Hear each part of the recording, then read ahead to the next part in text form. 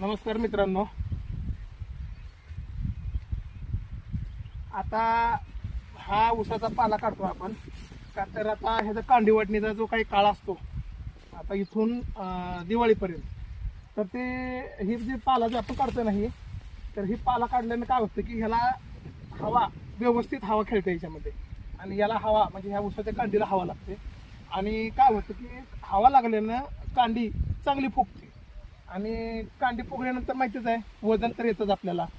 मग हे आपण अशा प्रत्येक लाईनीचा असा जो काही खालचा अनावश्यक पाला आहे, जो हे बघा हे असा हे खराब होत असलेला, तर हे असा आपण ह्याचा पाला आपण काढून ना एका असं साईडला बांधावर टाकून देतो. याच्यानं अजून एक गोष्ट चांगली होते की याची ज्यावेळेस वजन तर वाढतं, परंतु ऊसाचं जे काय वेज पडतात ह्या पाल्यातून, ह्या पाल्यामध्ये ज्या किडे मुंगे किंवा जे ह्याला पोखरणारे आळे असतात ते ह्याच्यात जाऊन बसतात ह्या पाल्यामध्ये. आणि मग त्यांना पण काय होतं की त्यांचं हे घरच असल्यासारखं होतं. आणि मग जर आपण हे जर असं काढलं तर त्यांना याच्यावरती बसायला जागा राहणार नाही. जागा राहिलं नसल्यामुळं हे ऊस पोखरणार नाही किंवा ऊसाला डाग वेज असं काहीच प्रकार होणार नाही. जसं आपण हुंगणीचा प्रकार म्हणतो आपण, खोडाळी वगैरे, तर तसंच काही म्हणावं लागेल की हा पाल्यामध्ये बसलेला असतं. जर कुठं दिसलं तर मी तुम्हाला दाखवतो मित्रांनो. आता सध्या हे बघा, इकडे हा दाखवतो.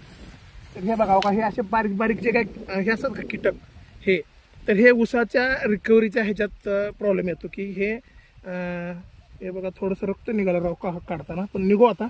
हे असे काही कीटक असतात ना, बघा हे खाली पडलं बघा. आता अजून एकदा बघा, हे बघा तुम्हाला खाली पडलं.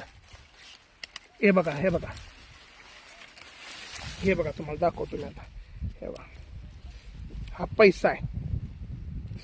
तर हा काय आपला ऊसाला धोका करत नाही, परंतु याच्यासोबत बाकीचे पण कीटक येऊन बसतात. आणि आणि त्या कीटकनाशकपासून किंवा त्या किड्यांपासून आपल्या ऊसाला वेज पडतात.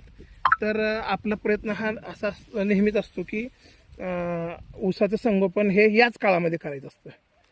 तर काय होतं की थोडंसं ब्लर होतंय.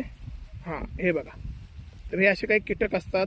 आता याच्यापासून काही ऊसाला धोका नाही सोडा, पण याच्यासोबत बाकीचे पण बरेचसे कीटक राहतात ऊसाच्या ह्या पाल्यामध्ये. तर म्हणून आपण हा पाला काढतो, कारण एकतर याला